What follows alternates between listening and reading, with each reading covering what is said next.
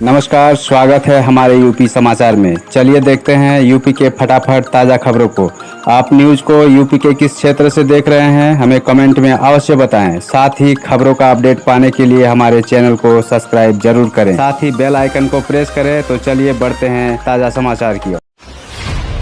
UP में पहाड़ों पर मूसलाधार बारिश से प्रदेश के कई जिलों में नदियां उफान पर, ग्रामीणों में दहशत। जी हां, नेपाल में पहाड़ों पर हुई मूसलाधार बारिश के बाद प्रदेश के कई जिलों में नदियां उफान पर है। जहां बाढ़ का पानी कम हुआ है, उन जिलों में लोगों की परेशानी और बढ़ गई है।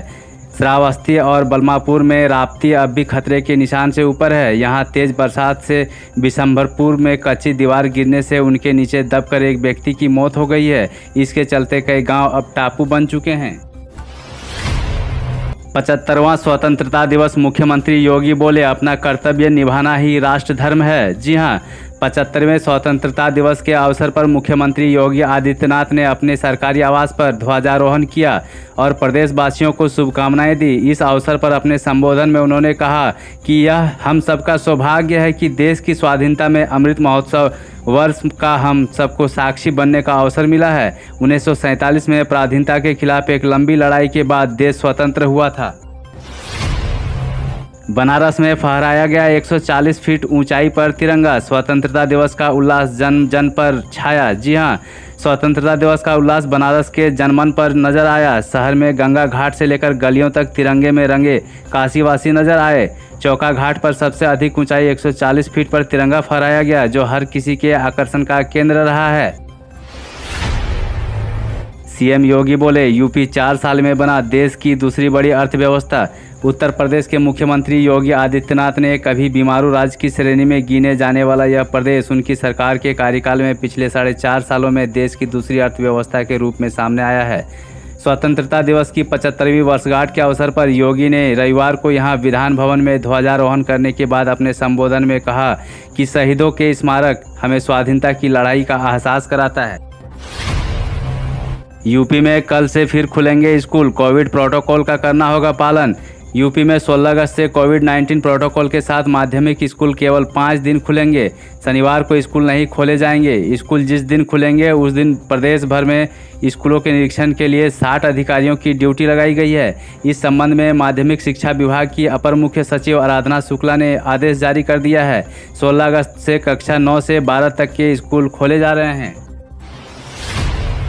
उत्तर प्रदेश पॉलिटेक्निक सम सेमेस्टर की परीक्षाएं 18 अगस्त से होगी।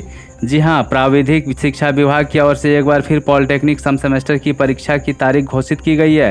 पॉलिटेक्निक दूसरे, चौथे और छठे सेमेस्टर की परीक्षा 18 अगस्त से शुरू होकर 24 सितंबर को समाप्त होगी। परीक्षा ऑनलाइन समापन होगी। प्राविधिक शिक्षा परिषद के सचिव सुनील कुमार सोनकर ने बताया कि दूसरे व चौथे सेमेस्टर की परीक्षा 5 सितंबर से 24 सितंबर के बीच समापन होगी।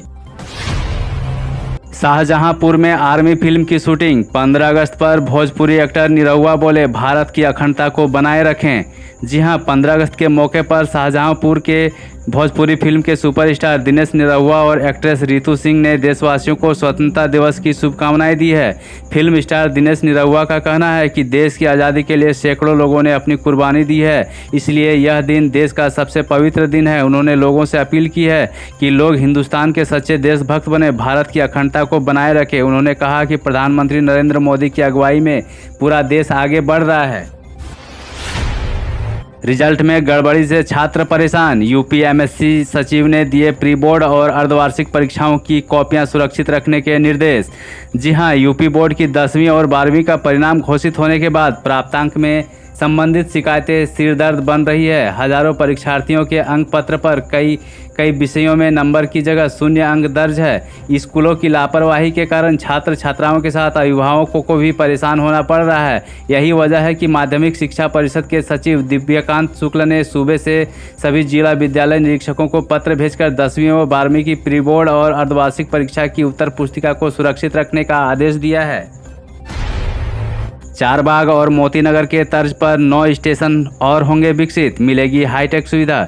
जी हां, रेलवे बोर्ड में लखनऊ के चारबाग रेलवे स्टेशन और मोतीनगर रेलवे स्टेशन को हाईटेक बनाने के साथ रेल भूमि विकास प्राधिकरण को यूपी के 9 और रेलवे स्टेशन विकसित करने की जिम्मेवारी सौंपी है। रेल मंत्रालय ने दूसरे चरण में यूपी के 9 रेलवे स्टेशनों को शामिल किया है। इस संबंध में रेलवे बोर्ड ने रेल भूमि विकास प्राधिकरण को सूची सहित आदेश भेजा है। देश की अपेक्षा पर खरा उतरना ही स्वाधीनता सेनानियों को सच्ची श्रद्धांजलि होगी, योगी आदित्यनाथ। जी हां, उत्तर प्रदेश के मुख्यमंत्री योगी आदित्यनाथ ने रविवार को कहा कि देश की अपेक्षा पर खरा उतरना ही भारत के स्वाधीनता संग्राम सेनानियों और सीमा की सुरक्षा करने वाले वीर जवानों के लिए सच्ची श्रद्धांजलि होगी। मुख्यमंत्री ने 75वें स्वतंत्रता दिवस पर यहां ध्वजारोहण किया और समारोह को संबोधित करते हुए कहा कि हमारे लिए कर्तव्य ही सबसे बड़ा राष्ट्र धर्म है। हमारी अपनी पूजा पद्धति विशिष्ट हो सकती है, लेकिन जब हम राष्ट्र के परिप्रेक्ष्य में सोचते हैं तो हमारा कर्तव्य ही हमारा धर्म है।